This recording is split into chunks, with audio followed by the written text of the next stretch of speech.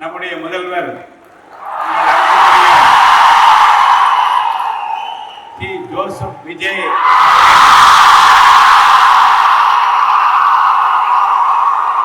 பொறுப்பேற்ற பிறகு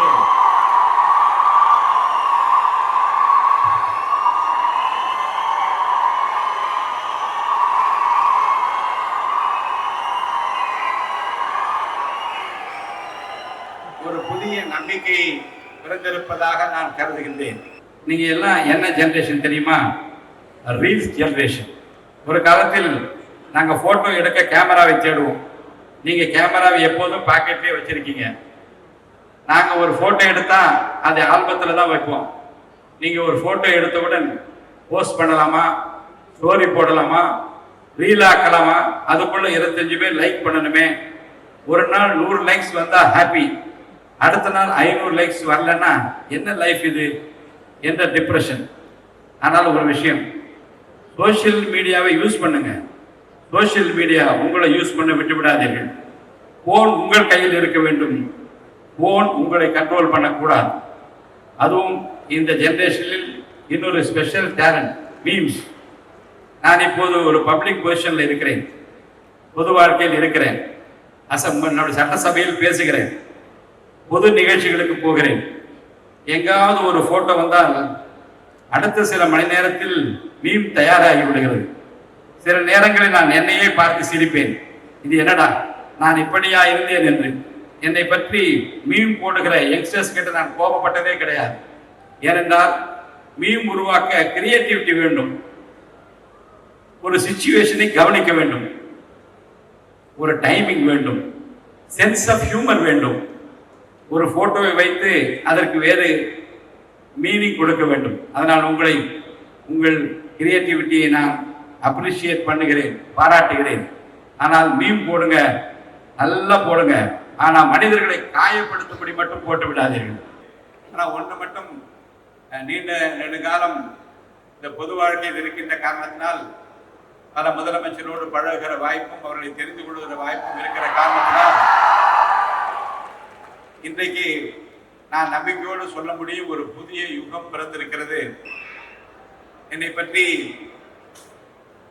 மிக சிறப்பாக அருமை பெரியவர் அறிமுகப்படுத்தினார். எல்லாம் வல்ல இறைவனுக்கு நான் நன்றி சொல்லுகின்றேன். இந்த பேரவை தலைவராக பொறுப்பிலே நான் அமர வேண்டும் என்று என்னை இதற்காக தயார்படுத்தி அமர வைத்திருக்கிற அனைத்து சட்டமன்ற உறுப்பினர்களுக்கும், அந்த பொறுப்பை எனக்கு அளித்த முதல்வருக்கும் நான் நன்றி கடன் பட்டிருக்கிறேன். ராஜலட்சுமி பொறியியல் கல்லூரிக்கு என்று ஒரு வரலாறு இருக்கிறது. இன்றைக்கு 1968 பேருக்கு கிராஜுவேஷன் பட்டதாரி பட்டங்கள் வழங்க வேண்டும் என்கின்ற அந்த பொறுப்பு உணர்வு அவர்களுக்கு இருக்கிறது. 97 ஆரம்பித்து கடந்த 30 ஆண்டு காலமாக ரொம்ப சிரமப்பட்டு மிகச்சிறந்த ஒரு கல்வி உங்களுக்கு தர வேண்டும் என்பதற்காக பெரியவர் மேகநாதன் அவர்களும் ஒரு துணைவியாரும் உழைத்த உழைப்பு எனக்கு தெரியும். ஆரம்ப காலகட்டத்தில் எடுத்த உடனே எல்லாம் நடந்துவிடும் என்பதல்ல. ஆனால் இப்போதுதான் இந்த ஆட்சியில் தான் எடுத்த உடனே எல்லாம் நல்லா நடக்கிறது. காரணம் என்ன என்றால், ஒரு டிரான்ஸ்பரண்ட் கவர்மெண்ட். எல்லாம் வெளியரங்கமாக இருக்க வேண்டும், எல்லாம் வெளியரங்கமாக இருக்க வேண்டும், டிரான்ஸ்பரன்சி இருக்க வேண்டும், அக்கௌண்டபிலிட்டி இருக்க வேண்டும் என்று விரும்புகிற ஒரு அரசாங்கம் இன்றைக்கு வந்திருக்கிறது. யார் என்ன செய்கிறார் என்று மக்களுக்கு தெரிய வேண்டும். அதனால்தான் லைவ் போட்டோம். டிவி டெலிவிஷன்ல எதற்காக சட்டசபையில போட்டோம் என்றால், உள்ளே யார் என்ன பேசுகின்றார்கள், எப்படி நடந்து கொள்கிறார் என்று மக்களுக்கு தெரிய வேண்டும் என்பதற்காக தான் லைவ் இன்றைக்கு வந்து கொண்டிருக்கிறது. ஆக முதல்வர் அவர்களை பொறுத்த வரைக்கும் படித்துவிட்டு கல்லூரியை விட்டு வெளியே வருகிற அந்த மாணவ மாணவியருக்கு எதிர்காலத்தை பற்றி ஒரு நம்பிக்கை இருக்க வேண்டும் என்று அவர் விரும்புகிறார். படிப்பு கேட்டு வேலை கிடைக்க வேண்டும் என்று அதற்குரிய திட்டங்களை எப்படி தயார் செய்வதென்று உங்களை பற்றி கவலைப்பட்டுக் கொண்டிருக்கிற ஒரு முதலமைச்சரை நான் சட்டசபையிலே பார்க்கிறேன். அவர் பேசுகிற போதும் சொல்லுகிற போதும் அவர் சிந்தனை ஓட்டம் எப்படி இருக்கிறது என்பதை தேர்தல் அறிக்கையை தயார் செய்கிற குழுவிலே நான் இருந்தபோது, அந்த பணியை ஆற்றுகிற போது அவருக்கு இருந்த எண்ணங்களை நான் பார்த்தேன். என்ன செய்ய முடியுமோ அதை எழுதுங்கள். பொய்யான வாக்குறுதிகளை, நிறைவேற்ற முடியாத வாக்குறுதிகளை, உண்மைக்கு புறம்பான வாக்குறுதிகளை சொல்லிவிட்டு வாக்குகளை பெறுவதற்காக அதை செய்கின்றோம் என்ற எண்ணம் வந்துவிடக் கூடாது என்பதில் மிகவும் அக்கறையாக இருக்கக்கூடிய ஒரு மனிதரை அந்த தேர்தல் அறிக்கை குழுவின் மூலமாக நான் பார்த்தேன். அவருக்கு எல்லா விவரமும் தெரியும். அடுக்குமொழியிலே பேசினால்தான் அரசியல்வாதி என்ற காலம் எல்லாம் போய்விட்டது. உங்களுக்கு புரிகிற மொழியிலே பேசுகிற முதலமைச்சரைத்தான் மக்கள் இன்னைக்கு தேர்ந்தெடுத்திருக்கிறார்கள். நீங்கள் விரும்புவதை பேச வேண்டும். நீங்கள் என்ன நினைக்கின்றீர்களோ அந்த எண்ண ஓட்டத்தை ஒரு சாதாரண லாங்குவேஜ், கலோக்கியல் லாங்குவேஜ், சாதாரணமாக பேச வேண்டும். அதைத்தான் மக்கள் விரும்புகின்றார்கள். அதைத்தான் செய்கிற ஒரு முதலமைச்சராக நம்முடைய மாண்புமிகு முதலமைச்சர் சி ஜோசப் விஜய் அவர்கள் இன்றைக்கு பணியாற்றி கொண்டிருக்கிறார்கள். என் அன்புக்குரிய ராஜலட்சுமி பொறியியல் கல்லூரியினுடைய மாணவ நண்பர்களுக்கு, இன்று உங்கள் கையில் டிகிரி சர்டிபிகேட் இருக்கிறது. ஆனால் அந்த சர்டிபிகேட் ஒரு பேப்பர் மட்டும் கிடையாது. அதற்கு பின்னால் உங்களுடைய பேரண்ட்ஸின் சாக்ரிஃபைஸ், உங்கள் பெற்றோரின் தியாகம் இருப்பதை மறந்து விடாதீர்கள். உங்களுடைய டீச்சர்ஸின் பேஷன்ஸ், உங்களை செதுக்கி ஆளாக்கி அழகு பார்க்க வேண்டும் என்று நினைக்கின்ற ஆசிரியர் பெருமக்களின் பொறுமை இருப்பதை நீங்கள் உணர வேண்டும்.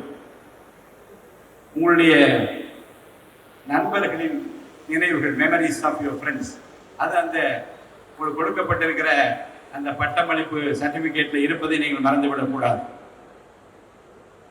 அப்படி இருக்கிற போதுதான் லேட் நைட் அசைன்மெண்ட்ஸ் இருக்கு, இன்டர்னல் மார்க் ஷீட் டென்ஷன் இருக்கு, செமஸ்டர் எக்ஸாம் ஃபியர் இருக்கு, பிளேஸ்மெண்ட்டுக்காக ப்ரிப்பரேஷன் இருக்கு. முக்கியமா இன்னும் கொஞ்சம் படிக்கணும், நாளைக்கு பார்த்துக்கலாம் என்று சொல்லி அடுத்த நாள் வரை தள்ளி போட்ட நாட்களும் இருக்கு. அதனால முதல்ல இந்த பியூட்டிஃபுல் டேயில் உங்கள் பேரண்ட்ஸுக்கும் டீச்சர்ஸுக்கும் ஒரு பெரிய அப்ளாஸ் கொடுக்க வேண்டும் என்று நான் கேட்டுக்கொள்கிறேன். இந்த டிகிரி உங்களுடையது மட்டுமல்ல, அவர்களுக்கும் அதிலே சொந்தம் இருக்கிறது. ஃப்ரெண்ட்ஸ், இன்று உங்கள் வாழ்க்கையில் ஒரு சாப்டர் முடிகிறது. ஆனால் அதை விட முக்கியமான ஒரு சாப்டர் இன்றுதான் ஆரம்பமாகிறது. கல்லூரியில் இருக்கிற போது உங்களை பல்வேறு நிலைகளிலே டைம் டேபிள் உங்களை கைட் பண்ணும், எக்ஸாம் டேட் உங்களை கைட் பண்ணும், ப்ரொஃபஸர் அசைன்மெண்ட் கொடுப்பார்,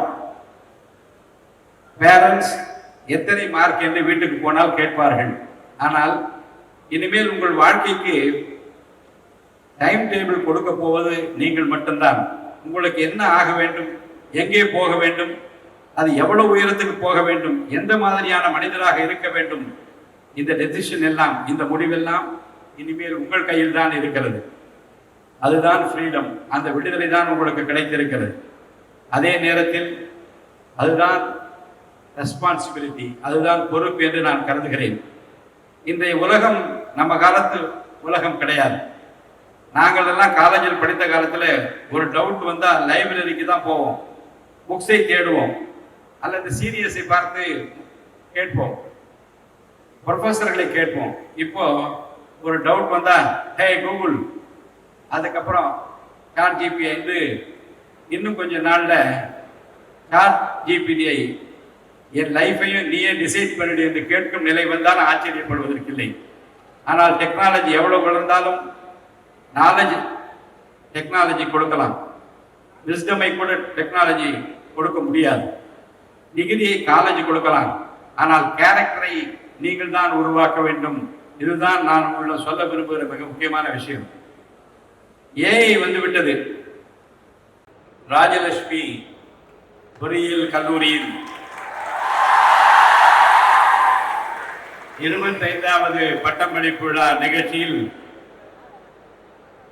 தலைமை பொறுப்பை ஏற்றிருக்கிற என் நிறுவனத்தின் துணை தலைவர் திருமிகு அபய் மேகநாதன் அவர்களே, மரியாதைக்குரிய சேர்பர்சன் டாக்டர் திருமதி தங்க மேகநாதன் அவர்களே, முதல்வர் டாக்டர் SN முருகேசன் அவர்களே, பல்வேறு நிலைகளில் பொறுப்புகளை தாங்கி நிர்வாகத்திற்கு உறுதுணையாக தொடர்ந்து தொய்வில்லாமல் பணியாற்றி கொண்டிருக்கிற பேராசிரியர் பெருமக்களே,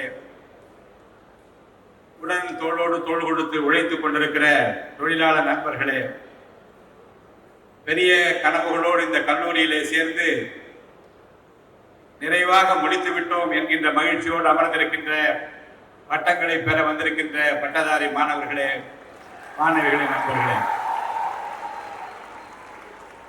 கொஞ்சம் உட்கார்ந்து இருக்கிற போது ஏன் அவர்கள் விசிறி கொண்டிருக்கிறார் என்று அவரை கேட்டேன். மழை வரும்போது இருக்கிறது, கொஞ்சம் புழுக்கமாக இருந்திருக்கும் என்று அவர்கள் சொன்னார்கள். உடலுக்கு மட்டுமல்ல புழுக்கம், இப்ப படித்து முடிக்கிற போது உள்ளத்துக்குள்ள ஒரு புழுக்கம் வந்திருக்கு. எதிர்காலத்தில் என்ன செய்ய போகிறோம், ஏதோ கஷ்டப்பட்டு சிரமப்பட்டு பெற்றோர்கள் நம்மை படிக்க வைத்து விட்டார்கள், இனி எதிர்காலத்தில் நாம் என்ன செய்ய போகிறோம் என்ற அந்த கவலையும் உங்களிடம் இருக்கும் என்று நான் கருதுகின்றேன். ஜாப்ஸ் போய்விடுமா? பல ஸ்டூடெண்ட்ஸுக்கு இந்த ஃபியர் இருக்கும். சார், ஏஐ வந்துடுச்சு, நம்ம ஃபியூச்சர் என்ன? நான் உங்களுடைய துணைத் தலைவரும் அதை தான் கேட்டேன். நிறைய மாணவர்கள் இந்த ஆண்டு என்று வருகிற போது ஏஐ வாங்கி கொடுங்கள், ஏஐ வாங்கி கொண்டு வந்தார்கள். இவரெல்லாம் எதிர்காலத்தில் என்ன வாய்ப்பு இருக்கிறது என்று நான் அவரிடம் பேசிக் கொண்டிருந்தேன். ஏஐ பார்த்து பயப்படாதீங்க, ஏஐ யூஸ் பண்ண தெரியாததுக்கு தான் பயப்படணும். இன்று நீங்கள் இன்ஜினியரிங் கிராஜுவேட், நாளை உங்கள் ஃபீல்டு எதுவாக இருந்தாலும் ஏஐ கண்டிப்பாக அடிப்படையாக தெரிந்திருக்க வேண்டும். கம்யூனிகேஷன் தெரிந்திருக்க வேண்டும், டீம் ஒர்க் தெரிந்திருக்க வேண்டும், ப்ராப்ளம் சால்விங் தெரிந்திருக்க வேண்டும். முக்கியமாக லேர்ன், அன்லேர்ன் அண்ட் ரீலேர்ன்.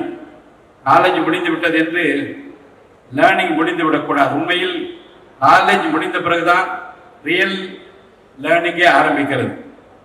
ஒரு விஷயம் மட்டும் நினைவில் வைத்துக் கொள்ளுங்கள், உங்கள் ஃபர்ஸ்ட் ஜாப் அதுதான் உங்கள் ஃபைனல் டெஸ்டினேஷன் என்று நினைத்து விடாதீர்கள்.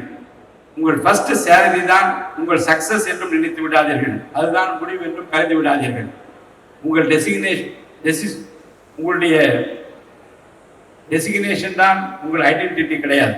நீங்கள் எத்தனை பேருக்கு வேல்யூ கிரியேட் பண்ணுகிறீர்கள், எத்தனை பேருடைய வாழ்க்கையை இம்ப்ரூவ் பண்ண போகிறீர்கள், எத்தனை பிரச்சனைகளுக்காக சொல்யூஷன் கண்டுபிடிக்க போகிறீர்கள், அதுதான் உங்கள் ரியல் சக்சஸ் ஆக இருக்கும். ஒரு நல்ல என்ஜினியர் ஆகலாம், ஒரு நல்ல ஆண்டர்பிரனர் ஆகலாம், ஒரு நல்ல சிஇஓ ஆகலாம், ஒரு நல்ல சயின்டிஸ்ட் ஆகலாம், கவர்மெண்ட் சர்வீஸுக்கு கூட போகலாம், ஒருவேளை எங்களை போல பொது வாழ்க்கைக்கு வரலாம், டீச்சிங் லைனுக்கு வரலாம். எந்த ஃபீல்டுக்கு போனாலும் முதல்ல நீங்கள் நல்ல மனிதராக இருங்கள். இன்னொரு முக்கியமான விஷயம், ஃபெயில்யூர். மை டியர் ஃப்ரெண்ட்ஸ், ஃபெயில்யூரை பார்த்து பயப்படாதீங்க. காலேஜில் ஒரு சப்ஜெக்ட் ஃபெயில் ஆனால் வாழ்க்கை ஃபெயில் ஆகாது. இன்டர்வியூவில் ரிஜெக்ட் ஆனால் கேரியர் முடிஞ்சு விடாது. ஒரு பிஸ்னஸ் ஃபெயில் ஆனால் ஆண்டர்பிரனர் ஆக முடியாது என்ற அர்த்தம் கிடையாது.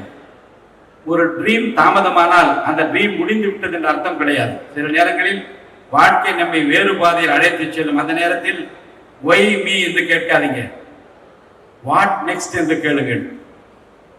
அந்த ஒரு கொஸ்டின் உங்கள் வாழ்க்கையை மாற்றிவிடும். இப்போதும் கொஞ்சம் சீரியஸா பேசுனது போதும் என்று கருதுகிறேன். உங்கள் ஜெனரேஷனை பற்றி பேசலாம். ஃப்ரீடம் ஆஃப் எக்ஸ்பிரஷன் இருக்க வேண்டும், அதே நேரத்தில் அது ரெஸ்பான்சிபிலிட்டியாக இருக்க வேண்டும் என்று நான் கேட்டுக்கொள்கிறேன். ஃப்ரெண்ட்ஸ், உங்கள் ஜெனரேஷனை நான் மிகவும் நேசிக்கிறேன், உங்களை மிகவும் நம்புகிறேன். என்றால் நீங்கள் கேள்வி கேட்கின்றீர்கள், நீங்கள் புதிய விஷயங்களையும் முயற்சி பண்ணி பார்க்கின்றீர்கள், நீங்கள் பழைய யோசனைகளை எல்லாம் சவாலாக கேட்கின்றீர்கள். அதுதான் வளர்ச்சி, இதுதான் தேவை. ஆனால் ஒரு ரிக்வெஸ்ட், எல்லாவற்றையும் ஆன்லைனில் போய் தேடாதீர்கள்.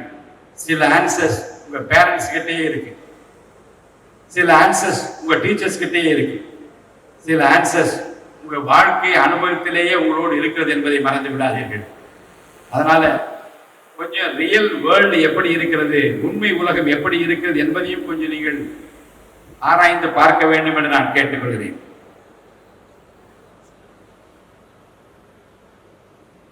எனக்கு புரட்சித் தலைவர் எம்ஜிஆர் ரொம்ப பிடிக்கும், அவருடைய பாடல்லாம் ரொம்ப பிடிக்கும். ஏனென்றால் அந்த காலத்தில் நாங்கள் எல்லாம் அர்த்தமுள்ள அந்த பாடல்களை எல்லாம் பார்த்து கேட்டு வளர்ந்தவர்கள். ஒரு படத்துல பாடுவார், நான் ஆணையிட்டால் அது நடந்து விட்டால் இங்கு ஏழைகள் வேதனைப்பட மாட்டார் என்று.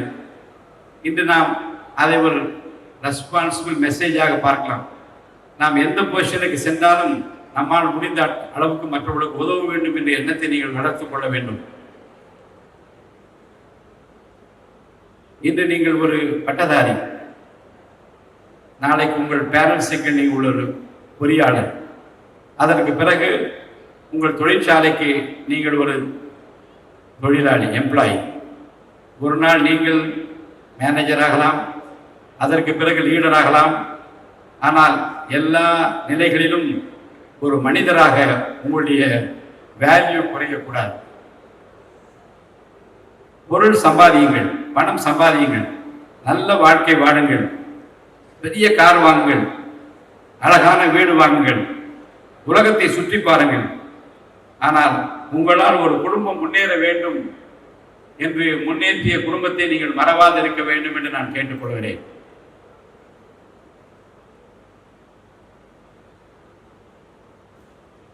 இறுதியாக இந்த 25வது பட்டமளிப்பு விழாவிலே பட்டம் பெறுகிற ஒவ்வொரு மாணவருக்கும் என் மனமார்ந்த வாழ்த்துக்கள்.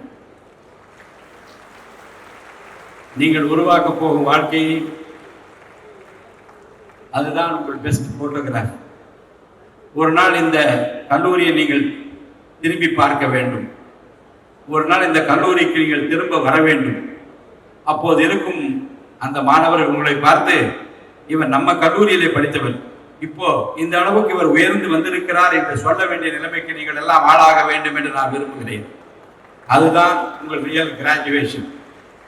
படித்தீர்கள், பட்டம் வென்றீர்கள், பட்டம் பெற்றீர்கள்.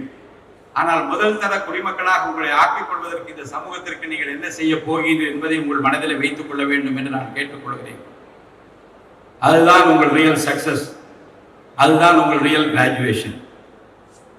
நண்பர்களே, dream big, work hard, stay humble, keep learning and never forget your roots. உங்கள் பெற்றோர்களை மறக்காதீர்கள், உங்கள் ஆசிரியர் பெருமக்களை மறக்காதீர்கள். குறிப்பாக உடனிருந்து உங்களோடு ஆனந்தத்தை துக்கத்தை பகிர்ந்து கொண்ட உங்கள் நண்பர்களை நீங்கள் மறக்காதீர்கள்.